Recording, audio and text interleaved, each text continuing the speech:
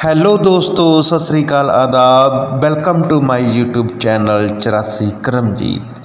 दोस्तों, आज हम डिस्कस करने जा रहे हैं एक कमाल की डेथ ट्रैप मूवी जिसमें एक साइको किलर रहता है और जिसे लोगों को तड़पा तड़पा कर मारने में मज़ा आता है। और ऐसे में उसके शिकंजे में फंस जाता है दोस्तों का एक ग्रुप। क्या वो सारे दोस्त उस साइको किलर से बच पाई? इसके लिए आपको देखनी होगी पूरी वीडियो। तो चलिए शुरू करते हैं। दोस्तों, आज की मूवी का नाम है डाउन रेंज और ये मूवी 2017 में रिलीज़ हुई थी। और इस मूवी के डायरेक्टर और राइटर हैं ryuhi कितामुरा। ये एक जापानी हॉरर मेकर हैं। यही कारण है ये मूवी अमेरिका के साथ साथ जापान में भी रिलीज़ हुई थी। और दोस्तों, ये एक अमेरिकन सर्वाइवल हॉरर मूवी है। और अगर इस मूवी की स्टार कास्टिंग के बारे में बात की जाए तो इसमें Kelly Canary, Stephanie Pearson, Alexa Jims, Jason Tobias, Rod Hernandez, Anthony Kirilov, Ikumi Yoshimatsu, Emory Lawrence, Graham Sikper, Aero Matusek and Hannah Burson प्रमुख भूमिकाओं में नज़र आए थे। और दोस्तों, इस मूवी की IMDb रेटिंग है 5.5 आउट ऑफ 10। अगर इस मूवी की टाइमिंग की बात की जाए तो इस मूवी की टाइमिंग है 1 घंटा लगभग 30 मिनट। दोस्तों, ये मूवी एकदम अनएक्सपेक्टेड है, यानी इसका एंड बिल्कुल हैरान कर देने वाला है, जो कि इसको दूसरी मूवियों में से अलग बनाता है। चलिए दोस्तों, ज़्यादा देरी ना करते हुए शुरू करते हैं इस मूवी की स्टोरी को। दोस्तों, मूवी की शुरुआत में हम एक गाड़ी को देखते हैं जो कि सड़क पर बेतहाशा दौड़े जा रही है, जिसमें 6 दोस्तों का एक ग्रुप है जो कि शाम को एक बर्थडे पार्टी में शामिल होने के लिए निकला है। वो अपनी मस्ती में अपनी गाड़ी में जा ही रहे होते हैं कि अचानक से उनकी गाड़ी का पिछला टायर फट जाता है और गाड़ी की स्पीड के तेज होने के कारण वो बाल बाल बच जाते हैं, जिसके कारण पिछली सीट पर बैठे लोगों को चोट आ जाती है। और इसके बाद वो एक एक करके उस गाड़ी से बाहर निकलने लगते हैं। इस ग्रुप में 3 लड़के और 3 लड़कियां हैं, जिनमें लड़कों का नाम जेफ, एरिक और टॉट है, जबकि लड़कियों का नाम सारा, जोडी और कैरन होता है। इनमें टॉट और सारा एक दूसरे को बहुत ज़्यादा प्यार करते हैं और कुछ ही समय में शादी करने वाले हैं। यहाँ पर ये सारे लोग अकेले हैं और ये एक छोटा सा लिंक रोड है जो कि एक छोटे से गांव को जाता है, जिसके कारण ये एक सुनसान रोड है और ट्रैफिक बहुत कम है। और इनको भी काफ़ी समय से कोई गाड़ी इस रोड पर नहीं दिखी है और इन लोगों के पास एक एक्स्ट्रा टायर भी होता है, जिससे सारे लड़के मिलके लगाने लगते हैं। दूसरी तरफ सारा सबके साथ सेल्फी लेकर उसे सोशल मीडिया पर पोस्ट करने लगती है, लेकिन उसे फ़ोन का नेटवर्क नहीं मिलता और वो नेटवर्क कैच करने के लिए इधर उधर घूमने लगती है। कुछ दूर जाने पर उसे नेटवर्क मिल जाता है और इधर जैफ अकेला ही गाड़ी का टायर बदलने लगता है और एरिक लैटरिंग करने के लिए जंगल में चला जाता है। दूसरे लोग धूप से बचने के लिए कार के पीछे बैठकर आराम से बातें करने लगते हैं। जब जेफ पुराने टायर को बदलता है तो उस टायर में से एक गोली निकलती है, जिससे वो समझ जाता है कि उनको रोकने के लिए किसी ने गोली चलाई है। तभी बाकी लोगों को कार में किसी चीज़ के ज़ोर से टकराने की आवाज़ सुनाई देती है। जब टॉट दूसरी तरफ देखता है तो उसे सड़क पर टायर तेजी से जाता हुआ दिखाई देता है, जिसे वो पकड़ने के लिए जाने लगता है। तभी सारा जेफ के पास आती है ये देखने के लिए कि क्या जेफ ने अभी टायर बदला है कि नहीं, लेकिन वो उसे वहाँ खून से लथपथ मिलता है क्योंकि किसी ने उसके सर पर गोली मार दी थी। वो उसे देखकर इतनी शॉक्ड थी कि उसके मुंह से आवाज़ भी नहीं निकल रही थी। इससे पहले वो कुछ बोलती, एक गोली उसकी आंख में आकर लगती है। इससे पहले दूसरे लोग कुछ समझ पाते, एक गोली और उसे लगती है, जिससे वो वहीं पे ढेर हो जाती है। ये सब देखकर कैरन बहुत ज़्यादा परेशान हो जाती है और उसे समझ आ जाता है कि कोई स्नाइपर दूर से उन पर गोलियां चला रहा है, जिससे वो सभी को गाड़ी के पीछे छिपने के लिए कहती है। लेकिन तभी उन पर अंधाधुंध गोलियां चलना शुरू हो जाती हैं। टाट को छिपते छिपते कंधे पर एक गोली लग जाती है। एरिक भी इस बात को समझ जाता है। वो गाड़ी की तरफ भागने लगता है, लेकिन अंधाधुंध गोलियों की वजह से एक पेड़ की तरफ आके छिप जाता है और इनको कुछ भी समझ नहीं आ रहा था कि उनके साथ क्या हो रहा है, क्योंकि इनके दो दोस्त तो मारे जा चुके हैं।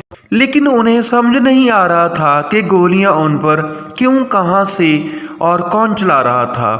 कैरन एक मिलिट्री फैमिली से थी और उसे समझ आ चुकी थी कि किसी ने अपनी राइफल पर साइलेंसर लगा के उनके टायर पर गोली मारकर उन्हें रोकने की कोशिश की थी, जिससे हमें उसके बारे में मालूम ना पड़े और ना ही हम उसकी एग्जैक्ट लोकेशन का पता लगा पाएं। लेकिन अब उसने राइफल से साइलेंसर हटा दिया था, जिससे अब गोलियां और भी ज़ोर से आने लगी थीं और अब एरिक भी उनके पास नहीं आ सकता था, क्योंकि जैसे ही वो वहाँ से हटेगा उस पर गोलियां चल जाएंगी और वो वहीं पर मारा जाएगा। अब उन्हें खुद की जान बचाने के लिए कुछ ना कुछ करना ही पड़ेगा, क्योंकि अब वो लोग वहाँ पर फंस चुके थे। तभी टाट को सारा की आवाज़ आती है, जो अभी भी जिंदा थी।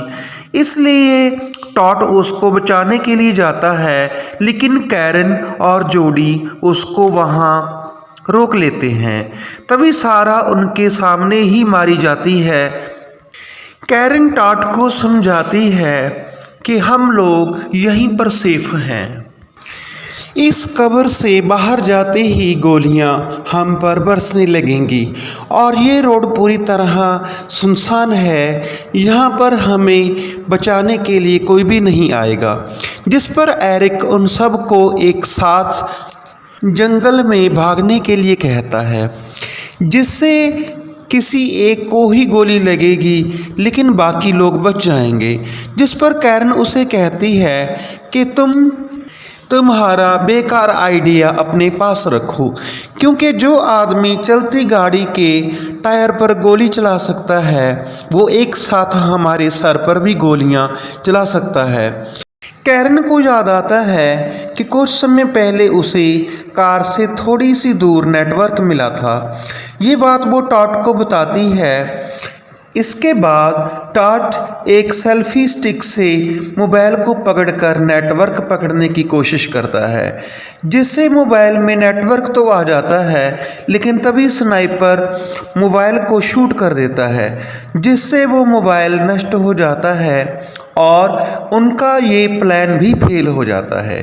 कुछ समय बाद टॉट कहता है कि अगर हम गाड़ी को न्यूट्रल कर लें तो हम गाड़ी को आगे खिसका सकते हैं, जिससे हम कवर में रहकर भी मोबाइल नेटवर्क पकड़ सकते हैं और हमें गोली भी नहीं लगेगी। लेकिन इसमें हमें एक दिक्कत है कि हम ढलान पर हैं। जैसे ही ये गाड़ी न्यूट्रल होगी, गाड़ी अपने आप ही आगे बढ़ने लगेगी। इसलिए हमें जल्द से जल्द ये करना पड़ेगा और साथ ही हमें स्नाइपर का ध्यान भी भटकाना पड़ेगा।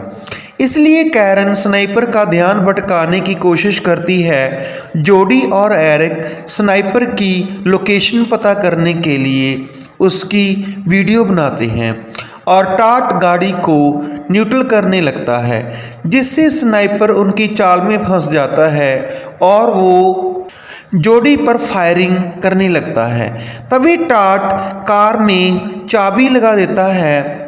तब तक स्नाइपर उनकी चाल को समझ चुका था और वो टाट पर गोली चला देता है, जिसकी वजह से टाट कार को न्यूट्रल नहीं कर पाता। जोडी और एरिक ने स्नाइपर की वीडियो बना ली थी, जिसको देखकर उनको स्नाइपर की लोकेशन का पता चल जाता है। अब उन्हें पता चल चुका था कि स्नाइपर दूर एक पेड़ पर चढ़कर बैठा हुआ है और उसने अपने आप को पत्तों से ढक रखा था, जिससे उसको कोई पास से भी नहीं देख सकता और वो वहीं से निशाना लगाकर उन पर गोलियां बरसा रहा है। और यही कारण था कि वो ऊपर होने की वजह से उन पर सही निशाना लगा पा रहा था। लेकिन टाट किसी भी कीमत पर गाड़ी को न्यूट्रल करना चाहता था।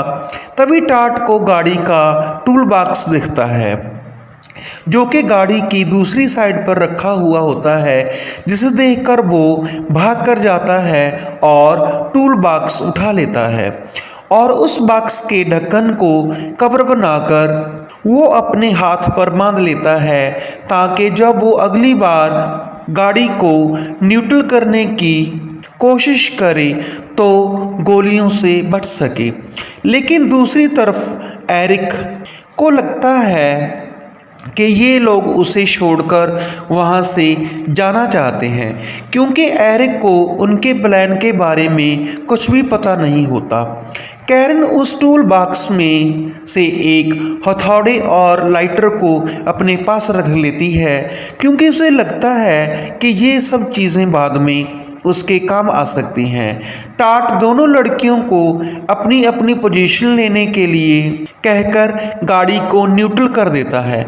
लेकिन तभी स्नाइपर को पता चल जाता है कि गाड़ी में कोई है, इसलिए वो टाट पर गोली चला देता है और टाट को हाथ पर गोली लग जाती है।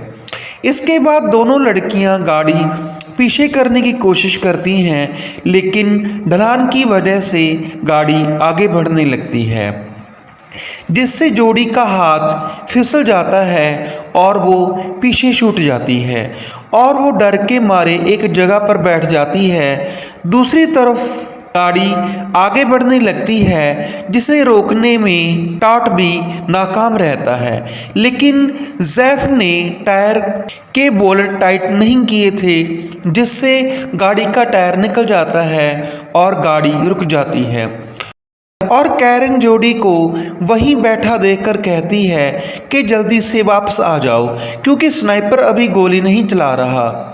वो अपनी राइफल को ही लोड कर रहा होगा, इसीलिए वो जोडी को कहती है कि तुम्हारे पास यही समय है, जल्दी से जल्दी यहाँ पर आ जाओ। और इस बात को एरिक भी सुन लेता है और वो मौका पाकर जंगल की तरफ भागने लगता है। लेकिन स्नाइपर एरिक के पैर पर गोली चला देता है, जिससे वो वहीं ज़मीन पर गिर जाता है। फिर भी एरिक भागने की पूरी कोशिश करता है, लेकिन स्नाइपर उस पर फिर से गोली चला देता है, ताकि वो तड़प तड़प कर वहीं मर जाए। ये सब देखकर तीनों बहुत ज़्यादा परेशान हो जाते हैं। गोलियां लगने की वजह से एरिक के पैर से बहुत ज़्यादा खून निकलने लगता है और खून को रोकने के लिए वो अपना पैर बेल्ट से बांध लेता है। लेकिन तभी वो धूप और दर्द के कारण बेहोश हो जाता है। दूसरी तरफ टाट का भी दर्द से बहुत ज़्यादा बुरा हाल था, जिसे सही करने के लिए कैरन हथौड़े को गर्म करके उसके हाथ पे लगा देती है, जिससे उसका खून निकलना बंद हो जाता है। कुछ देर बाद गर्मी के कारण सबको प्यास लगने लगती है। तभी टाट को गाड़ी के अंदर एक पानी की बोतल नज़र आती है, जिसको कैरन हथौड़े की मदद से बाहर निकाल लेती है। लेकिन ये पानी उन सब के लिए बहुत कम था, लेकिन वो फिर भी थोड़ा थोड़ा पानी पीकर बोतल एरिक की तरफ फेंक देते हैं। लेकिन जब एरिक पानी पीने की कोशिश करता है तो वो स्नाइपर उसके हाथ पर गोली चला देता है, जिससे एरिक फिर से तड़पने लगता है। दूसरी तरफ स्नाइपर बड़े आराम से अपना खाना पीना खा रहा होता है। कुछ समय बाद जोड़ी को बड़े ज़ोर से टॉयलेट आता है, लेकिन हालात ऐसे नहीं थे कि वो कहीं और जाकर टॉयलेट करे, इसलिए वो वहीं पे सभी के सामने टॉयलेट करने लगती है। दूसरी तरफ सारा की बॉडी को कौवे नोचने लगते हैं, जिसे देखकर टाट को बहुत ज़्यादा गुस्सा आता है। तभी जोड़ी कैरन को अपनी बहन सारा की फ़ोटो दिखाती है और कहती है कि अब मैं शायद अपनी बहन को दोबारा कभी नहीं मिल सकूंगी। दूसरी तरफ टाट उनको बताता है कि हम दोनों बहुत जल्दी शादी करने वाले थे, इसीलिए उसने अपनी बाइक और कार बेचकर ये बड़ी गाड़ी ली थी। वो उन्हें ये भी बताता है कि सारा प्रेग्नेंट थी, लेकिन कुछ समय बाद उनका बच्चा गिर गया। वो उन्हें बताता है कि पहले उसका बच्चा मरा, फिर उसकी गर्लफ्रेंड, अब वो पूरी तरह से टूट चुका है और अब उसके लिए सब कुछ ख़त्म हो चुका है। और ऐसा कह के वो सारा की बॉडी को कवर करने के लिए उसकी बॉडी के पास चला जाता है और सारा का हाथ पकड़कर उसके पास ही लेट जाता है, लेकिन स्नाइपर उसे फिर भी नहीं मारता। तभी एरिक के पास एक भेड़िया आता है उसे खाने के लिए, जिसे देखकर एरिक खुश हो जाता है, क्योंकि अब उसे और दर्द नहीं होगा जिससे वो मर जाएगा। लेकिन उससे कुछ करने से पहले एरिक बहुत ज़्यादा खून बहने की वजह से मर जाता है, जिसे देखकर दूसरे लोगों का मन बहुत ज़्यादा उदास हो जाता है। तभी टाट को रोड पर एक गाड़ी नज़र आती है। वो उनको दूर ही रुकने का इशारा करता है। टाट को ऐसा करता देखकर स्नाइपर उसके पैरों पर गोली चला देता है। वो सारा के पास बैठ जाता है। इसके बाद स्नाइपर उसके दिल में गोली मार देता है, जिससे टाट की वहीं पर मौत हो जाती है। और गोलियों की आवाज़ सुनकर वो भेड़िया भी वहाँ से भाग जाता है। दूसरी तरफ जो कार उनकी तरफ बड़ी चली आ रही थी, उनमें 3 लोग सवार थे, हस्बैंड, वाइफ और उनकी बेटी। वाइफ गाड़ी चला रही होती है, तभी उसे सड़क पर पड़ी हुई लाशें दिखाई देती हैं। वो अपने पति को इसके बारे में बता ही रही होती है कि स्नाइपर उसके हाथ पर गोली चला देता है, जिसकी वजह से उनकी गाड़ी का बैलेंस बिगड़ जाता है और उनकी गाड़ी टाट की गाड़ी से टकराकर पलट जाती है। ये सब देखकर कैरन और जोडी की उम्मीद भी टूट जाती है, क्योंकि उन्हें लगता है कि अब ये लोग भी मारे जाएंगे, लेकिन वो फिर भी बच जाते हैं। वो औरत अपनी बेटी को ढूंढते हुए रोड पर आ जाती है और जोडी और कैरन उसे नीचे झुकने को कहते हैं, लेकिन तभी वो स्नाइपर उस पर गोली चला देता है, जिससे उसकी वहीं पर मौत हो जाती है। तभी उस औरत का हस्बैंड बाहर आ जाता है, तो उसे कैरन वहीं छिपकर 911 पर कॉल करने के लिए कहती है, क्योंकि वहाँ पर मोबाइल सिग्नल आ रहा था। जब वो अपना मोबाइल निकालता है तो स्नाइपर को भी इस बात की भनक लग जाती है और तभी वो उसकी कार के फ्यूल टैंक पर गोलियां चला देता है, जिससे वो कार ब्लास्ट हो जाती है और वो आदमी वहीं पर जलकर तड़प तड़प कर मर जाता है। तभी जोडी और कैरन उस छोटी लड़की को देखते हैं, वो धीरे धीरे उठ रही होती है। तभी स्नाइपर की नज़र भी उस लड़की पर पड़ती है और वो स्नाइपर उस लड़की को भी शूट कर देता है। ये देखकर कैरन और जोडी पूरी तरह से टूट जाते हैं, क्योंकि उन दोनों ने बहुत से लोगों को मरते देखा था और अब इन दोनों को भी लगता है कि वो भी जिंदा नहीं बचेंगी। तभी जोडी कहती है कि क्या हम रात को यहाँ से नहीं भाग सकते। इस पर कैरन कहती है कि वो एक प्रोफेशनल स्नाइपर है, इसीलिए उसके पास नाइट विज़न भी होगा। तभी जब वो सामने जलती हुई कार को देख रही थी तो उसे एक आइडिया आता है और वो कहती है कि अब अंधेरा होने ही वाला है और अगर हम अंधेरे में धुआं कर दें तो स्नाइपर को कुछ भी नज़र नहीं आएगा, जिससे हम उस धुएं की आड़ में वहाँ से भाग सकते हैं। इसके बाद वो अंधेरा होने का इंतज़ार करने लगती हैं। दूसरी तरफ स्नाइपर भी अपना नाइट विज़न ऑन कर लेता है। कैरन एक चाकू लेकर कार के टायर और सीट्स काटने लगती है और टायर में से ट्यूब्स निकाल लेती है और उनकी गाड़ी में एक्स्ट्रा फ्यूल भी होता है, जिससे वो आसानी से धुआं कर सकती थी और उनको ढेर सारा पानी भी मिलता है। इसके बाद वो पेट भर कर पानी पीती हैं। इसके बाद वो अपने मुंह पर कपड़ा बांध लेती हैं, जिससे वो धुएं से बच जाएं, क्योंकि टायर्स का धुआं बहुत जहरीला होता है।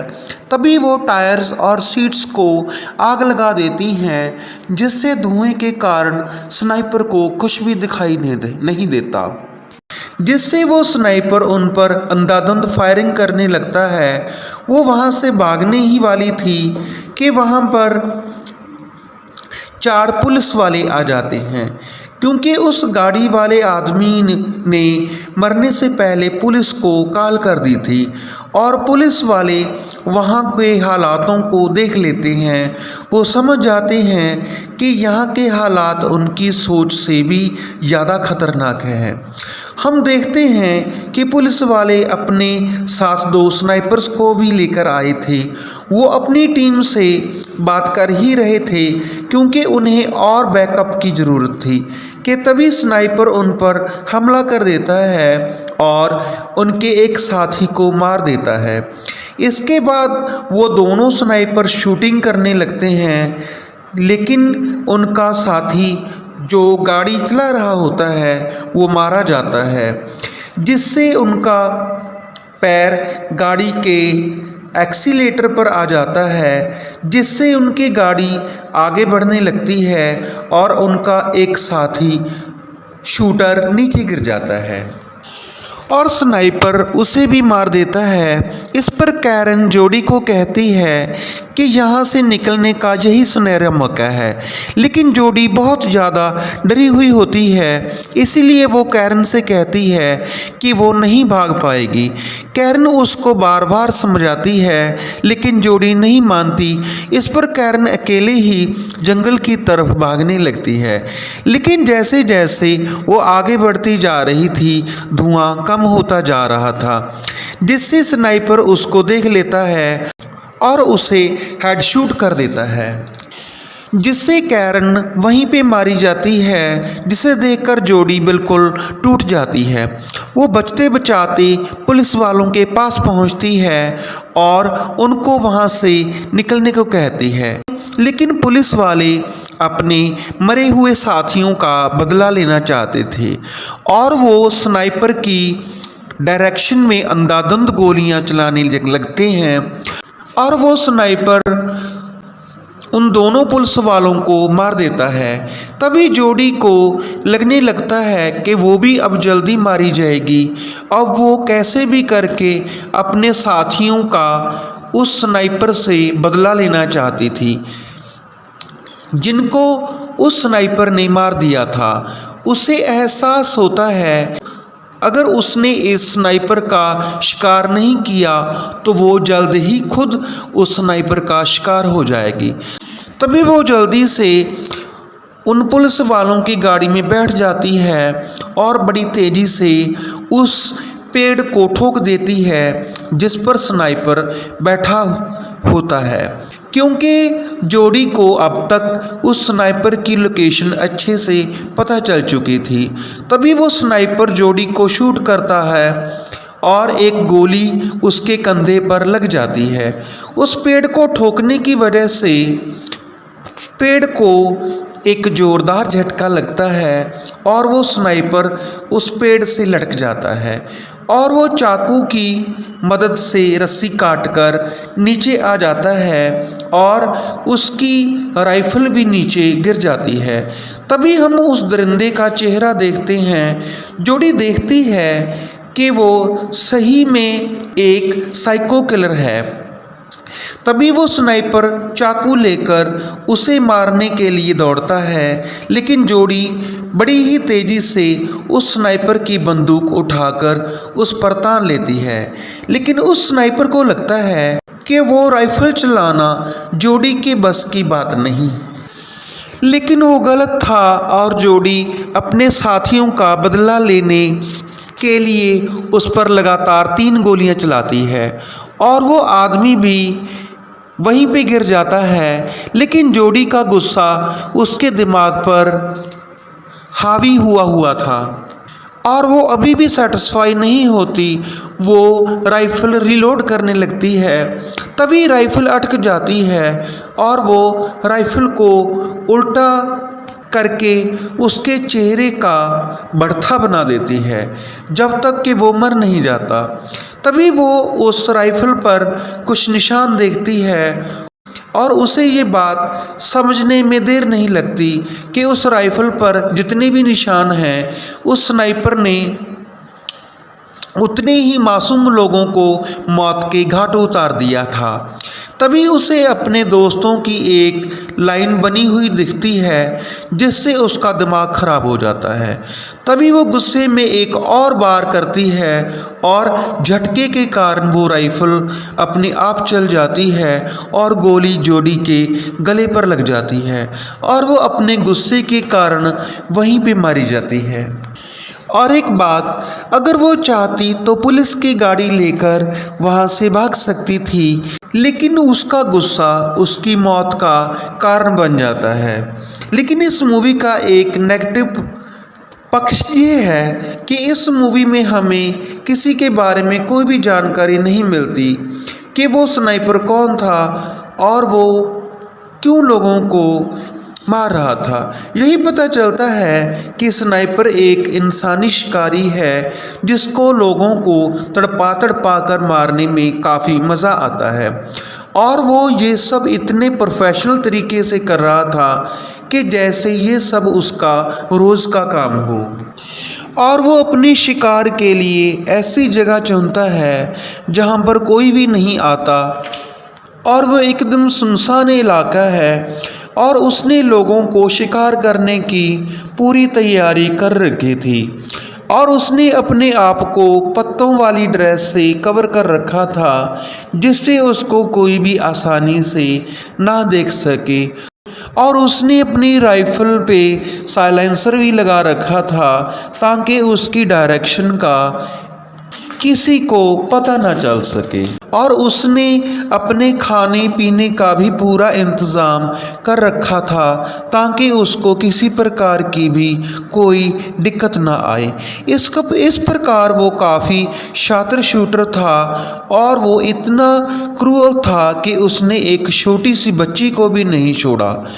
वो जब भी किसी को मारता था तो एक निशान अपनी राइफल पर लगा देता था। इसके मायने ये हुए कि उसने बहुत सी राइफल बदली होंगी, उसने बहुत से लोगों को मारा होगा और जो भी लोगों के साथ ऐसा करता है इसी प्रकार उसके साथ भी वैसा ही होता है। दूसरी तरफ जोडी ने भी अपने होश खो दिए थे और वो गुस्से से पागल हो चुकी थी। इसी गुस्से में उसकी भी जान चली जाती है जिससे हमें ये शिक्षा मिलती है कि गुस्से में किया हुआ कोई भी काम ठीक नहीं होता, बेशक वो बदला ही क्यों ना हो। दोस्तों यहीं पे आज की हमारी ये वीडियो ख़त्म होती है। आपको ये वीडियो कैसी लगी कमेंट सेक्शन में ज़रूर बताइएगा, क्योंकि आपका एक लाइक और शेयर किया हुआ कमेंट हमारा हौसला बढ़ाता है। और जिन दोस्तों ने मेरा अभी तक यूट्यूब चैनल सब्सक्राइब नहीं किया तो please subscribe my YouTube channel 84 Karamjeet. तो दोस्तों आज के लिए इतना ही, मिलेंगे किसी नई वीडियो में किसी नई मूवी की एक्सप्लेनेशन के साथ। तब तक के लिए सत श्री अकाल, आदाब, शुक्रिया।